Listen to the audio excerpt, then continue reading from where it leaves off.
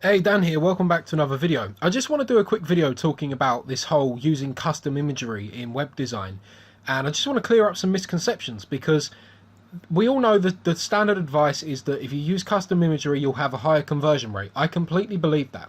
However, what I must point out is that you need to look at it on a case-by-case basis. It's like saying Porsches are better than Fords. Like, maybe they are, but if the Porsche ain't got an engine in it, then it ain't better than a Ford, because if one can drive and one can't, then, you know, it's not better. It's exactly the same thing with custom imagery. If you've got like an R team shot, because here's the logic, and the logic is true, I just want to make that clear. If you use absolute obvious stock photography, you are putting images on your website and telling people, and this is the impression people get, this is who we wish we was, but we are not. And it's a very clear indication that we are not this company because it's so obvious. I mean, there's that image of the woman with the headset on. Like, it's obvious that that woman does not work for your scaffolding company, okay?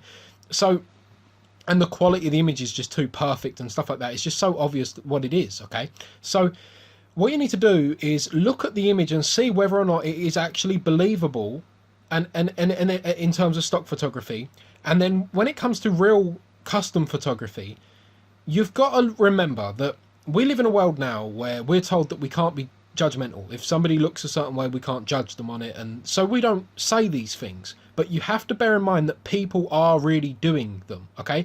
I run split tests sometimes on images of the same person, because sometimes you'll find that if it's a personal service, an image of someone looking one way versus another way will convert higher, depending on the way that they look. So although we're told we can't, you know, treat people based on their appearance, we all judge people on their appearance, okay? So if you've got a guy, and listen, I'm not hating on anyone, I think it looks quite cool, all right? But if you've got a guy with all tattoos over him and he's got piercings and he's got a mohawk, you don't really want him on your R team page. Unless you're like a, you know, if you're a mechanic or something, people aren't going to really care that much because they kind of expect it. But you got to be careful because you're going to scare people off because it's quite an aggressive look, okay? You need people that look kind of friendly, happy. And so I always tell clients when they send me custom photography, I say two things. I say, one, take it in landscape, don't take it in portrait because I can't do nothing with that. And number two is you've got to make sure that everyone looks very, very friendly, because whether or not we're allowed to judge people anymore, everybody does it, okay? We're all judging people. So here's the takeaway.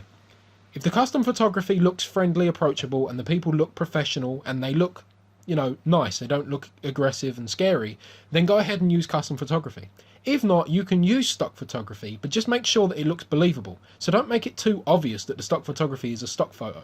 Don't say, call our service team, and then have a picture of a great big call center and some really attractive women with headsets on, because everyone's going to know that, look, your 5-man scaffolding company does not have a massive call center full of women. You know, like, it's obvious, and we don't want people to think that we're disingenuous. So you might want to have, like, instead of having those pictures, maybe you just have a picture of one of your guys working, like, by his truck instead. You know, instead of having this, like, great big looking thing, maybe you just have your vans, maybe just with your branding, or maybe just your office, or maybe instead you just have some scaffolding that you erected and don't put a picture at all.